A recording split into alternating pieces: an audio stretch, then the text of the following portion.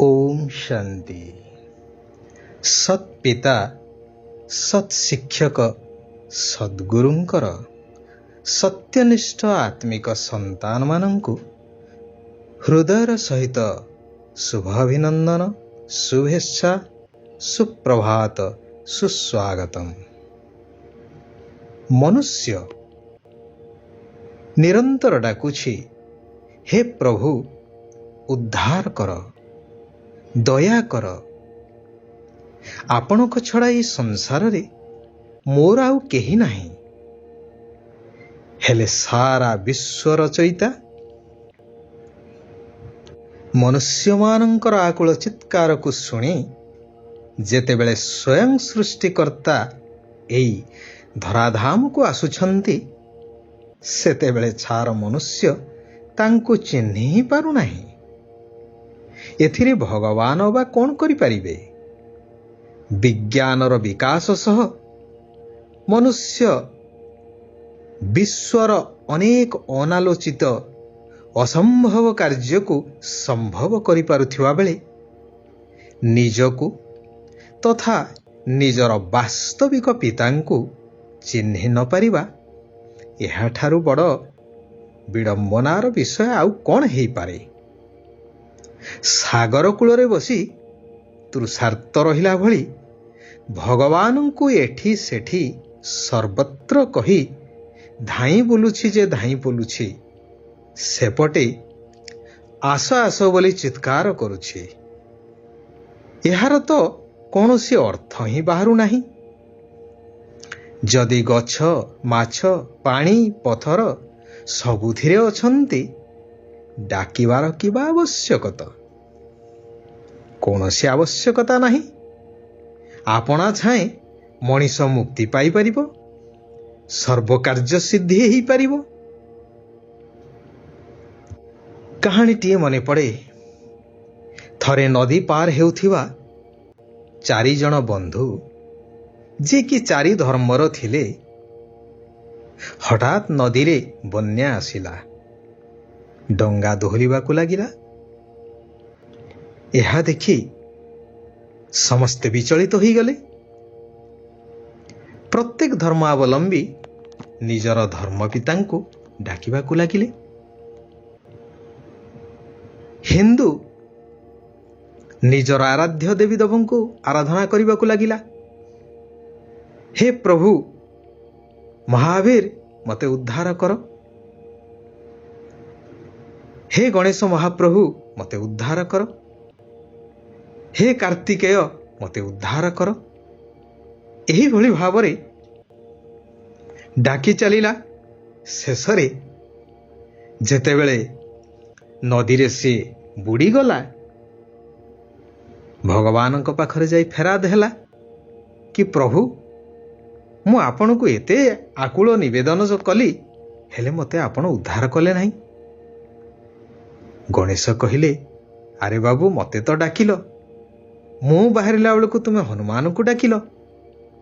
हनुमान को पचारिबारु से कहिले तुमे तो कार्तिकेय को डाकिलो।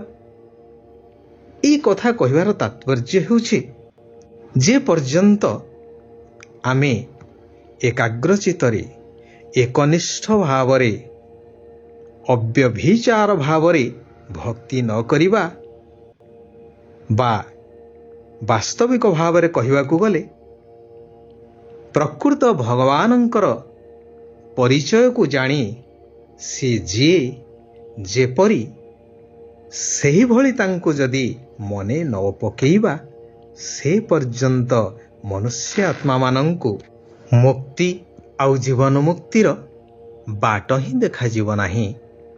अर्थात सेमाने मुक्ति बा जीवन मुक्ति को प्राप्त करि परिबे नाही।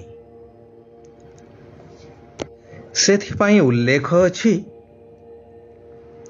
जेतेबेले धर्मर ग्लानि हुए भगवान आसीथांती उद्धार करिबा पाई। एबे सही समय भगवान आसी कहउछंती, हे मोर मधुर आत्मिक संतानगण, भगवानंक सहित जोग रखिबा सहज करिबा पाई ଅର୍ଥାତ୍ ନିରନ୍ତର ଭଗବାନଙ୍କର ସ୍ମୃତିରେ ରହିବା ପାଇଁ ଏକ ନିରାକାର ପରମାତ୍ମାଙ୍କର ସତ୍ୟ ପରିଚୟକୁ ଜାଣି ନିଜର ସର୍ବ ସମ୍ବନ୍ଧ ତାଙ୍କ ସହିତ ଯୋଡ଼ିବା ଦରକାର।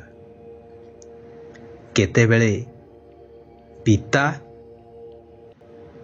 କେତେବେଳେ ଶିକ୍ଷକ ରୂପରେ, କେତେବେଳେ ସଦ୍ଗୁରୁ ରୂପରେ, କେତେବେଳେ ବନ୍ଧୁ, ସର୍ବ ସମ୍ବନ୍ଧ ଏକମାତ୍ର ପରମାତ୍ମା ପିତାଙ୍କ ସହିତ ଯଦି ଲାଗି ରହିଲା, ତେବେ ସେହି ପରମାତ୍ମା ନିରନ୍ତର ହିଁ ସ୍ମୃତିରେ ରହିବେ।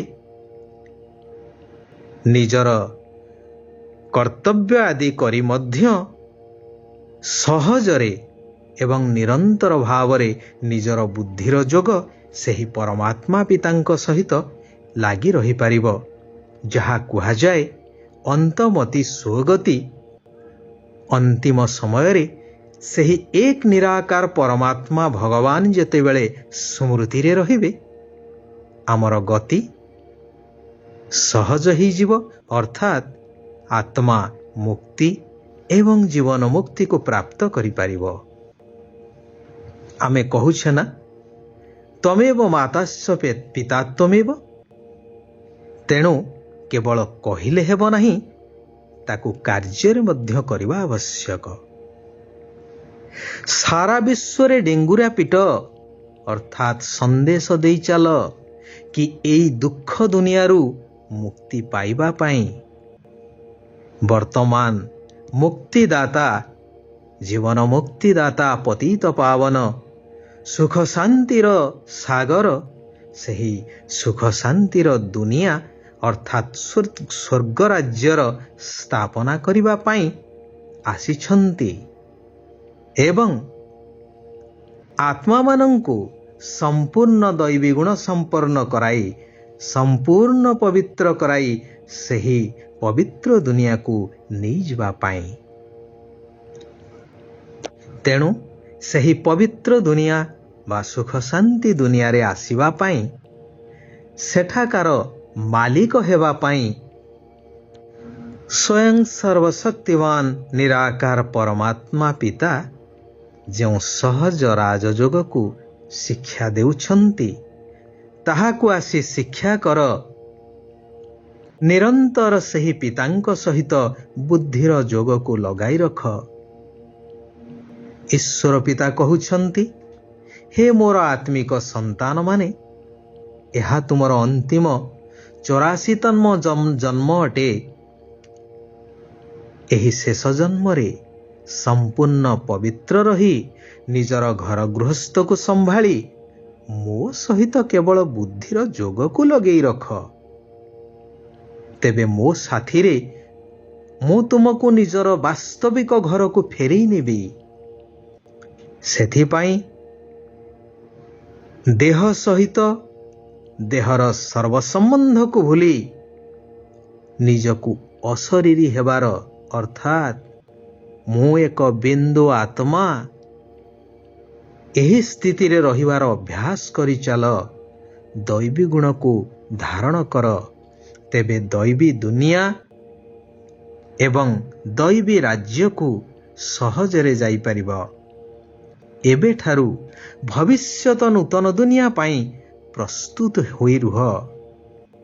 ବାବା ଅର୍ଥାତ୍ ଈଶ୍ୱର ପିତାଙ୍କ ଭଳି ତୁମକୁ ତ୍ରିକାଳଦର୍ଶୀ ହେବାକୁ ହିଁ ପଡ଼ିବ, ତ୍ରିନେତ୍ରୀ ହେବାକୁ ପଡ଼ିବ। ପିତାଙ୍କର ମହିମାରେ ନିଜକୁ ମାଷ୍ଟର ଅର୍ଥାତ୍ ମାଲିକ କରିବାକୁ ହେବ। ତୁମକୁ ଡବଲ ଅହିଂସକ ହେବାକୁ ପଡ଼ିବ। ଡବଲ ଅହିଂସକ ଅର୍ଥାତ୍ ପ୍ରଥମତଃ ହିଂସା କରିବା ନାହିଁ, ରାଗ କ୍ରୋଧ ଇତ୍ୟାଦିକୁ ତ୍ୟାଗ କରିବା।